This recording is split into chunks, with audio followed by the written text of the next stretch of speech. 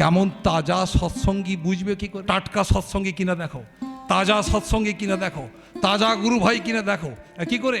যত নাম ধ্যান বাড়বে, ব্রত বাড়বে, প্রায়শ্চিত্ত বাড়বে, যত চন্দন বাড়বে, ওই মহাসন্তর্পণ বাড়বে, তত দেখবেন হৃদ্যতাও কিন্তু মানুষের বাড়তে থাকবে। কেন? আমায় যদি চাস, আমার মানুষকে ভালোবাস।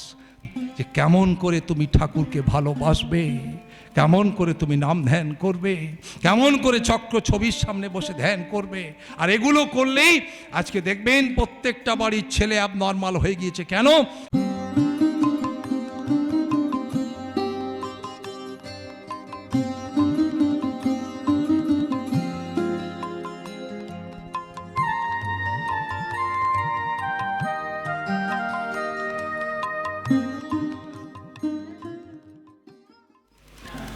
পরম দয়ালের রাতুল চরণে আমি আমার প্রণাম নিবেদন করি। আজকের এই যে মহান উদ্যোগ, এই যে কর্মী চিন্তন শিবির, আমার পুরনো দিনগুলো মনে পড়ছে একটু একটু করে। তখন খুব ছোট আমি বদ্রীদাসের মন্দিরে 15 বছর বয়সে আসি। ওখানে বসে আমি মাধ্যমিক পরীক্ষা দিই। আমি নাইট কলেজে ভর্তি হয়ে পড়াশোনা করি। তা আমি কিরণচন্দ্র মুখোপাধ্যায়ের কাছে থাকতাম এবং সৎসঙ্গের শ্রী শ্রী ঠাকুরের লীলা পার্ষদ যারা এই গিদনি আশ্রম প্রতিষ্ঠা করেছিলেন, তাদের সঙ্গে আমার দীর্ঘদিন থাকার সুযোগ হয়েছিল এবং মেশার সুযোগ হয়েছিল। আমি অজান্তে তাদের ব্যাগ বয়েছিলাম। আমার সঙ্গে যেদিন আমি 83 সালে মন্দিরে আসি, আমার গোপালদা, ইন্দ্রনীল ব্যানার্জি, ও আমার একদম সামনে বসে আছে আমার সাক্ষী হিসেবে। তা তখন ওই একই বিছনায় দুজনে শুতাম, একই হাঁড়িতে রান্না করে খেতাম। আজকে এই কর্মী শিবির দেখে, চিন্তন শিবির দেখে আমার এত আনন্দ হচ্ছে, বিশ্বাস করুন। আজকে আমি খুব চাপের মধ্যে আছি, আগামীকালও আমি খুব চাপের মধ্যে আছি। আমি আজকে প্রচণ্ড দুর্যোগ, আমাদের ওখানে বাসও কম চলছে, তবুও আমি ছেড়ে কেটে এসেছি। আমি আজকে চলে যাব, আবার আগামীকাল আসব, সারাদিন আপনাদের সঙ্গে থাকব। আমি শুনতে এসেছি, আমি শুনবো, আমাকেও শিখতে হবে। যাবৎ বাঁচি তাবৎ শিখি, যতদিন বাঁচব ততদিন শিখব।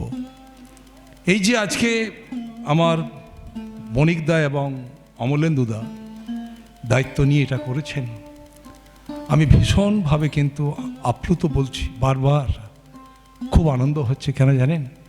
আজকে আমরা আবাহনী মন্ত্রে বলছি, একই মন্ত্রে একই মননে সমষ্টি উচ্চারণায় বৈশিষ্ট্য পূরণী এক চেতনাভিমন্ত্রণে শিষ্ট হবি ও শ্রেষ্ঠ হব নাই। সমান আকতিয়োগ সম্যক হৃদয়ে জীবন বর্ধনে ঋদ্ধিমান হই। কিন্তু ভেবে দেখবেন ভালো করে, আপনারা এখানে যারা কর্মীরা রয়েছেন, আমার চেয়ে অনেক বয়োজ্যেষ্ঠ রয়েছেন, অনেক গুণীজন রয়েছেন, আপনারা অনেক পড়াশোনা করেছেন, কিন্তু আমি সেই ছোট থেকে আজও পর্যন্ত আমি একটা জিনিস দেখতে পাচ্ছি, একই মন্ত্রে একই মননে। এটা চরম মিথ্যে কথা। আমি যেমন জানি তেমন শেখাবো, আমার মতন করে শেখাবো, আমার মতন করে চালাবো। এটাই কিন্তু চলছে বর্তমানে। আমি চোখ দিয়ে চেয়ে চেয়ে বলছি, কারুর কানে শুনে বলছি না, অন্যের চোখ দিয়ে দেখে বলছি না। তাই এই একই মন্ত্রে একই মননে আমার গুরু আবাহনী মন্ত্রে বলে গেলেন, যা আজান মন্ত্রে বলা হয় তারপর নামাজ পড়া হয়, ঠিক তেমনি পরম পিতাও কিন্তু আমাদের কাছে আজান দিয়ে গেলেন, তারপর আমরা প্রার্থনাকে নামাজের আকারে ব্যবহার করেছি। ঠিক এই আজান মন্ত্রে, আহ্বানী মন্ত্রে আমি যা বললাম তা কিন্তু আমি করছি না, আমার মতন করে করছি। শ্রী শ্রী ঠাকুর তিনি একটি গল্প বলেছিলেন, গল্পটি আপনাদের কাছে নিবেদন করি, যদিও সময় খুবই কম, কিন্তু অত্যন্ত প্রাসঙ্গিক এই বিষয়টি। কীরকম? শ্রী শ্রী ঠাকুর গল্পটি বলছেন, এক বেন আর এক বেনের বাড়ি বেড়াতে গেছে। যার বাড়ি বেড়াতে গেছেন তিনি সুতোর গুলি বানান। ঠাকুরের গল্প, আমার নয়, আলোচনা প্রসঙ্গে পড়ে দেখবেন। আমি খণ্ড বলতে পারছি না। আমার অমলেন্দুদা প্রত্যেকটি পাতা মুখস্থ ওনার। উনি একবারে সমস্ত ঠাকুরের বই একবারে টু দি পয়েন্টে কমা ফুল স্টপ বলতে পারেন। এটা আমার কাছে একটা অত্যন্ত সৌভাগ্যের যে অমলেন্দুদা এটা বলতে পারেন। আমি বলতে পারছি না, আমার সে মেরিট অতটা মানে প্রখর নয়। যাই হোক, তা ঠাকুর বলছেন যে এক বেন আর এক বানের বাড়িতে বেড়াতে গেছে। যার বাড়িতে বেড়াতে গেছেন তিনি সুতোর গুলি বানান। এবার তিনি 9টা সুতোর গুলি বানিয়েছেন। এবার ইনি গিয়ে পৌঁছেছেন। দাদা নমস্কার। যাই যখন বেন বলছেন নমস্কার বলে ঢুকছেন, তা ঢোকার পরেই তিনি বলেছেন বসুন। অনেক দিন পর এলেন বেন বলে তিনি এবারে ঘরে খবর দিতে গেছেন যে সুতোর গুলি তৈরি করতে করতে ঝুড়িতে রেখে দিয়ে তিনি ঘরে বলতে গেছেন যে বেন এসছে, ওনার জন্য একটু চা জলের ব্যবস্থা করো। এবার ওনার ওই সুতোর গুলি দেখে খুব পছন্দ হয়েছে। উনি করেছেন কি, ওই একটা গুলি বগলে ঢুকিয়ে নিয়েছেন, একটা গুলি বগলে নিয়ে নিয়েছেন, বগলটাকে চেপে আছেন এরকম করে। এবারে ওই ভদ্রলোক এই বেন এসে দেখছেন যে ওনার 9টা গুলি ছিল, 8টা পড়ে রয়েছে, 9টা নেই। এই 9টা নেই দেখে ওনার সন্দেহ হলো যে এই বেনই কিন্তু কোনো না কোনো জায়গায় লুকিয়ে রেখেছেন। আর দেখছেন হাতটা সোজা হয়ে আছে। তখন হাত সোজা দেখে ভাবছেন নিশ্চয়ই বগলের তলে লুকানো আছে। এবার উনি বলছেন অনেক দিন পর এলেন বেন, আসুন দুহাত তুলে নাচিবেন। এবার উনি দুহাত তুলে নাচা শুরু করেছেন। যার বাড়িতে এসেছেন তিনি দুহাত তুলে নাচছেন। আর উনি এক বগলে যেহেতু সুতো, তিনি এক হাত তুলে নাচছেন। যখন এক হাত তুলে নাচছেন তখন বলছেন দুহাত তুলে নাচুন বেন। তখন উনি বলছেন যে যেমন জানেবেন। এটা ঠাকুরের গল্প, আমার নয়। তাই সৎসঙ্গ প্রতিষ্ঠানটিকে, সৎসঙ্গ আন্দোলনটিকে তোমরা যে যেমন জানেবেন করে দিও না। একই মন্ত্রে একই মননে সমষ্টি উৎসারণায় বৈশিষ্ট্য পুরাণী এক চেতনাভিমন্ত্রণে শিষ্ট হবি ও শ্রেষ্ঠ হব নয় সমান আকতিয়োগ সম্যক হৃদয়ে। আমার গুরু হলেন কিনা কিরণচন্দ্র মুখোপাধ্যায়কে দেখেছিলাম ছোট্টবেলায়। মন্দিরে এসেছেন কোনো গুরু ভাই, রূপোর থালা নিয়ে এসেছেন, সোনার তুলসী পাতা নিয়ে এসছেন, সোনার বেলপাতা নিয়ে এসছেন। কিরণজুটু বলছেন চাবিটা নাও, চাবি নিয়ে আগে ঠাকুরকে গিয়ে প্রণাম করে এসো, তারপর আমাকে জয়গুরু দেবে। আগে আমাকে নয়, তুমি আমার উদ্দেশ্যে আসোনি, এসেছো কিন্তু শ্রী শ্রী ঠাকুরের উদ্দেশ্যে। যাও আগে গিয়ে ঠাকুরকে একটা প্রণাম করে এসো। ঠাকুরকে প্রণাম করে এলেন। এইবার তিনি বলছেন লম্বা চওড়া জয়গুরু দিচ্ছেন। কিরণজেঠু এক মন্দির ঢুকছেন, এক ভদ্রলোক তিনি ঢুকছেন আর আমাকে বলছেন কেমন তাজা সৎসঙ্গী বুঝবে কি করে? জয়গুরু দিলেই বুঝতে পারবে। তিনি ঢুকছেন আর উনি ওই বারান্দায় একটা চেয়ার নিয়ে বসে থাকতেন, কাঠের চেয়ার নিয়ে। তা কাঠের চেয়ার নিয়ে বসে আছেন। তা আমাকে বলছেন দেখো টাটকা সৎসঙ্গী কিনা দেখো, তাজা সৎসঙ্গী কিনা দেখো, তাজা গুরু ভাই কিনা দেখো। কি করে? উনি বলছেন দেখবেন ওনার কিন্তু জয়গুরু যাদের স্মৃতিতে আছে তারা ভাববেন উনি জয়গুরু দিতেন জয় গুরু। এটা কিরণচন্দ্র মুখোপাধ্যায়ের কিন্তু গলার টোন বলছি, জয় গুরু। এবার যিনি ভদ্রলোক ঢুকছেন তিনি বলছেন জয় গুরু দাদা জয়। কিরণজুটু বলছেন পাঁপড় ভাজা ফ্রিজে রাখলে যেমন হয় আসিস, এই গুরু ভাইটা তেমন হয়ে গেছে, ওকে একটু ভালো করে তাজা করে ছেড়ে দিতে হবে। এবার বলছেন কতক্ষণের জন্যে? না দাদা ট্যাক্সি দাঁড় করিয়ে রেখেছি, মিটার উঠছে, আপনার কাছে এসেছি একটু প্রণামী দেবো ঠাকুরকে, আপনাকে একটুখানি ওই কৃষ্টি বান্ধব কৃষ্ণপৌরীর টাকা চেয়েছিলেন ওটা একটু দেবো, দিয়েই চলে যাব। আমি শুনলাম কথাটি। তা কিরণদা বলছেন যে তোমার খুব সময় কম। বলছেন হ্যাঁ, যাও ঠাকুরকে প্রণাম করো। ঠাকুরকে প্রণাম করলেন।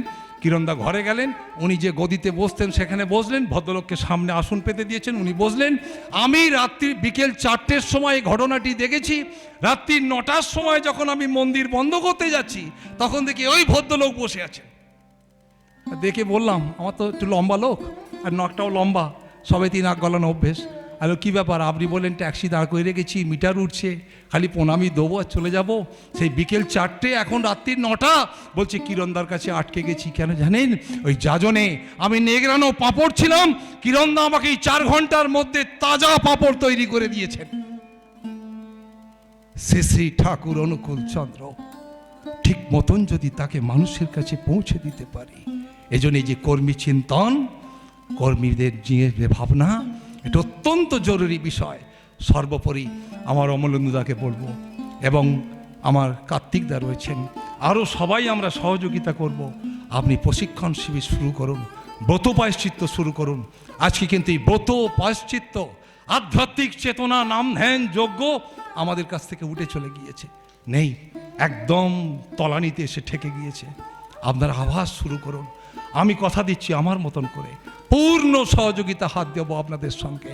আবার নতুন করে কর্মীদেরকে 4 দিনের শিশু পাজাপত্র, 36 দিন পাজাপত্র, প্রায়শ্চিত্ত, চান্দায়ন, সমস্ত ব্রতগুলোকে আপনারা আবার মহাসন্তর্পণ আপনারা শুরু করুন।